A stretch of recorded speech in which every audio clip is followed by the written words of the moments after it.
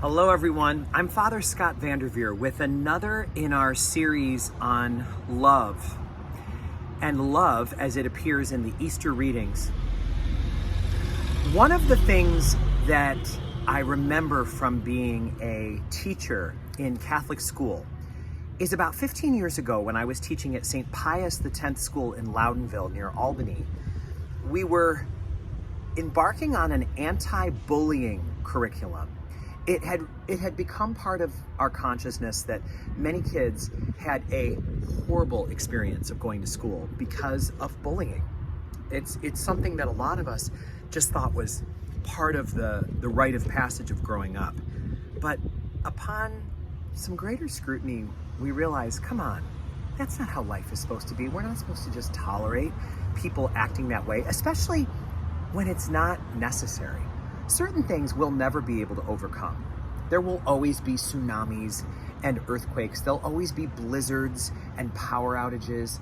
There'll always be disasters like hurricanes and tornadoes. Those things can't be helped. And it's because those things can't be helped, we must try to alleviate the suffering that we can. There's so much that we can't do anything about. We have to do what we can about the things we can do something about. So we embarked on this anti-bullying curriculum, which was actually very simple, but very counterintuitive. They taught us in our training for this as teachers that there's not much you can do about bullies. Bullies are going to bully. Bullies have some sort of inherent defect, a character defect that causes them to want to puff up and exaggerate their strengths and do it by trying to dominate and capitalize on the weaknesses of others. And I don't know why it would please God to allow this to go unpunished. But there are so many things in life like that, aren't there? That there are things that we say, God, why don't you come down from heaven and stop this? And maybe when we get to heaven, we're going to know fully why everything works the way it does. But a large part of being human is tolerating mystery. And bullies are mysterious. Bullies are not often able to be helped. Whatever is the wound, whatever is the defect in them, it is likely to stay very dominant throughout their life. The same thing is true for the one that we might call the victim of a bully. Some victims will never be able to stand up for themselves. They just don't have the personality for it, or they don't have the background to do it. Jesus does say, after all, blessed are the meek, and not standing up for oneself is a form of meekness. And we have to acknowledge that if a human being is going to choose to be too aggressive or too peaceful, the one who is too peaceful, if there is such a thing, is much more like Jesus than the one who is too aggressive.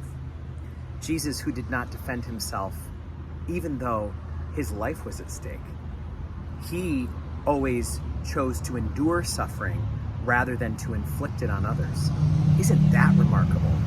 Jesus endured suffering before he would ever inflict it. So there's not much that is going to change in the life of the one being bullied. And there is not much that can be done to change the bullier. So what can we do? Here's where it got interesting. If you can't change the bully and you can't change the one being bullied, you have to influence the bystanders. The bystanders. The one who is watching from a distance. The ones who are on the edge of the circle while one kid is getting mocked and treated harshly by another. Those are the ones that you have an influence on. This anti-bullying project involved us working with the kids who neither bully other kids nor are often the ones being bullied, but the ones who see it happening. And what they taught us to do as a community of school leaders, teachers, and administrators was we had to Help the bystanders to understand that the cost of doing nothing is not nothing. The cost of failing to act is serious. The consequences of not speaking up when someone is being mistreated, they are jarring, and they are unjust, and they are sinful. And so we must tolerate the ability to know when it's time for us, as scared as we might be. We have to tolerate the discomfort that comes from feeling like, what's going to happen? Am I going to be bullied now? In order to say to a bully, not here you don't. Not here. Not with us watching. Not in this school. Not in this church. Not in this community. We don't do that here. We don't tolerate that. You're not going to get away with that while I'm here.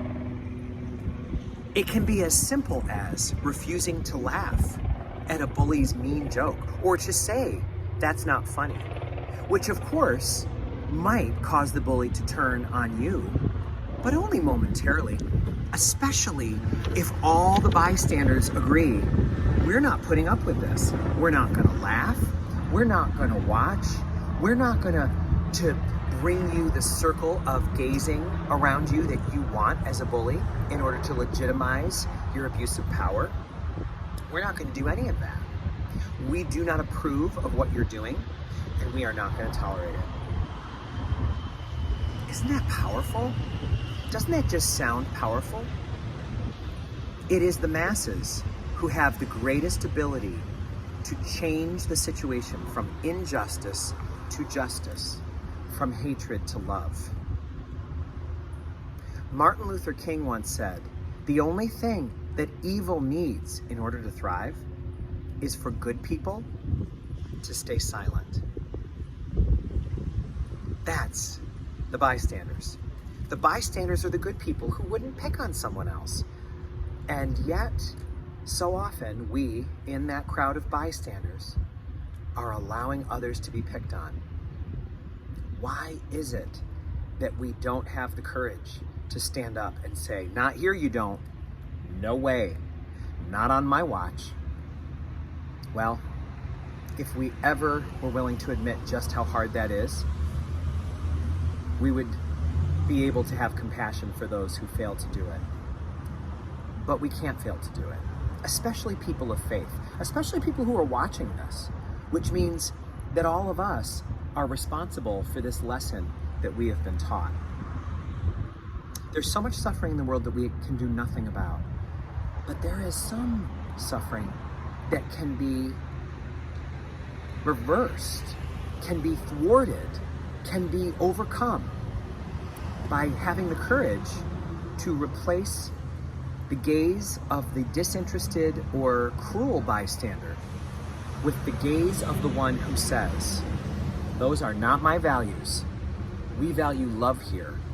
We stand for what is right and what is kind and what is good. And you will have no fans in this crowd if you bully another person. Evil can't win if good people refuse to be silent. May God strengthen us as we continue our journey to love more as Jesus did. And may God bless each and every one of you and all those you love, now and forever.